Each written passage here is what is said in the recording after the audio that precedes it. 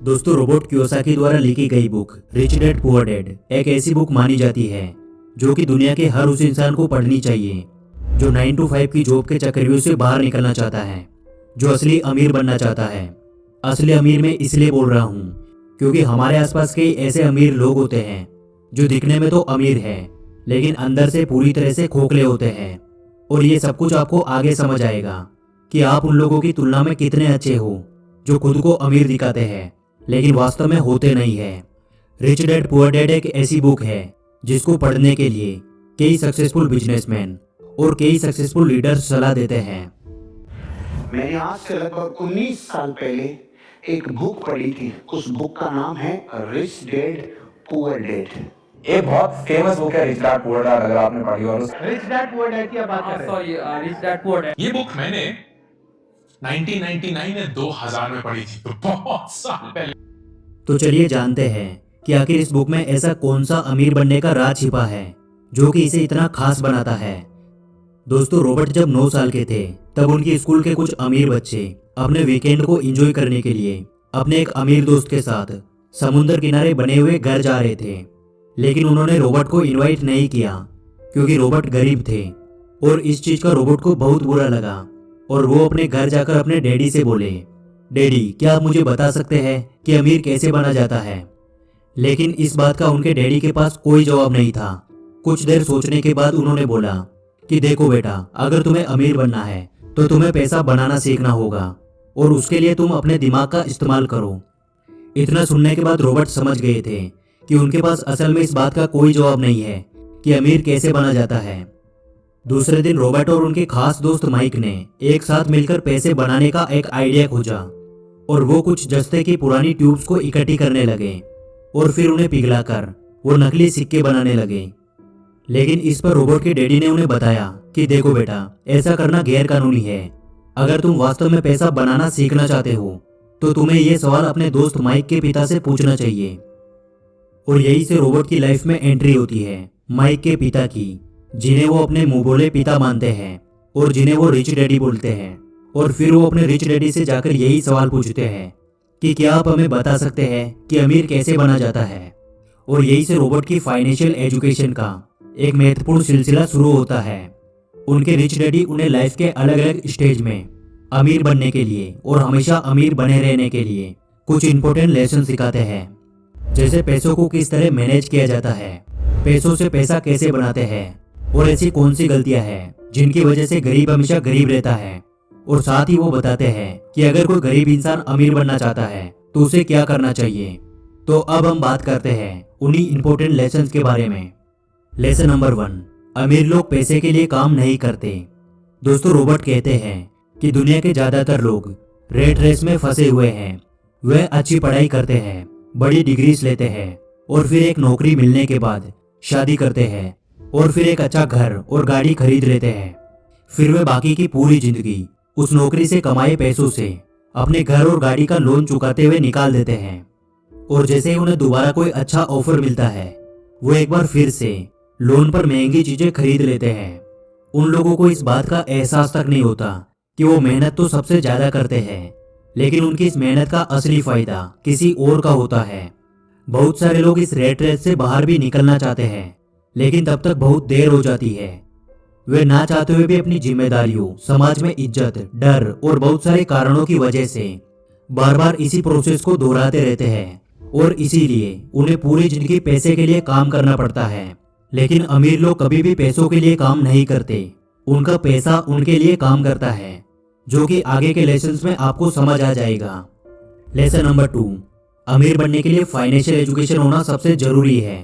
दोस्तों, रॉबर्ट कहते हैं कि हमारे स्कूल हमें एक अच्छा नौकर बनने के लिए तैयार करते हैं। हमारा एजुकेशन सिस्टम इस तरह से बनाया गया है कि बहुत सारी पढ़ाई करो, अच्छी डिग्री हासिल करो और फिर एक अच्छी नौकरी लग जाओ। लेकिन सच्चाई यह है कि एक नौकरी किसी भी इंसान को अमीर नहीं बना सकती, क्योंकि नौकरी करने वाला इंसान जाने अनजाने में उसी रेट रेस का हिस्सा बन जाता है।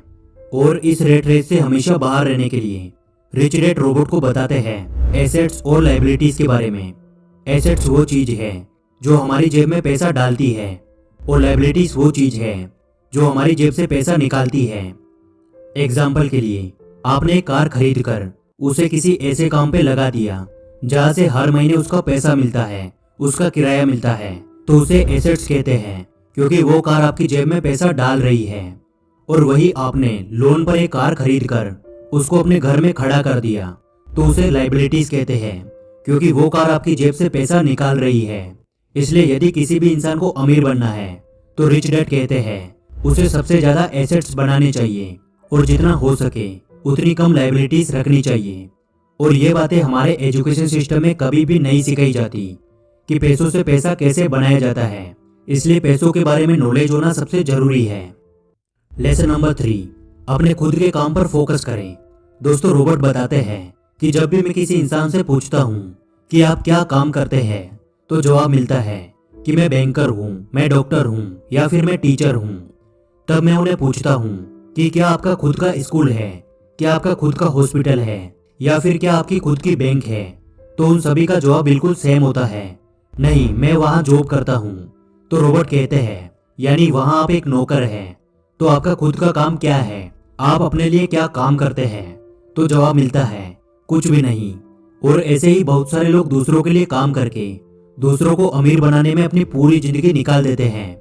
इसलिए रॉबर्ट कहते हैं कि आप अपनी जीविका चलाने के लिए नौकरी करते रहे, लेकिन अपने खुद के काम पर फोकस करें, अपने खुद के बिजनेस पर फोकस करें। भले ही आप कोई बड़ी कंपनी खड़ी ना करें, लेकिन आप अपने लिए कुछ ऐसे एसेट्स तैयार करें जो कि आपके खुद के हो, जो आपको अमीर बनाए, ना कि किसी और को। लेसन नंबर 4, हमेशा सीखने के लिए काम करें, पैसे के लिए काम ना करें। रॉबर्ट कहते हैं कि मेरे पुअर डैड को हमेशा उनकी नौकरी की चिंता रहती थी। वो सुबह टाइम से पहले ही ऑफिस के लिए निकल जाते थे और इसी रेट रेस को यानी इसी प्रोसेस को वो पिछले कई सालों से दोहरा रहे थे। शुरुआत में मुझे लगता था कि शायद वो अपने काम को बहुत ज्यादा पसंद करते हैं, लेकिन बाद में मुझे समझ आया उन्हें नौकरी से निकाले जाने का डर और सैलरी काटे जाने का डर ये काम करवाता था। लेकिन मेरे रिच डैड का मानना था कि अगर किसी इंसान को अमीर बनना है तो उसे हर रोज कुछ ना कुछ नया सीखना चाहिए, जिससे उसके सोचने और समझने की क्षमता बढ़ती है। वो कहते थे गरीब लोग इसलिए काम करते हैं ताकि उनको पैसा मिल सके, लेकिन अमीर लोग इसलिए काम करते हैं ताकि वो और ज्यादा सीख सके और उस काम में अपनी अच्छी पकड़ बनाकर खुद का एक बिजनेस खड़ा कर सके। और यही इन दोनों का सबसे बड़ा अंतर था, जो एक को गरीब बनाता था और दूसरे को अमीर बनाता था। लेसन नंबर 5, अमीरी के रास्ते में आने वाली सबसे बड़ी बाधाएं।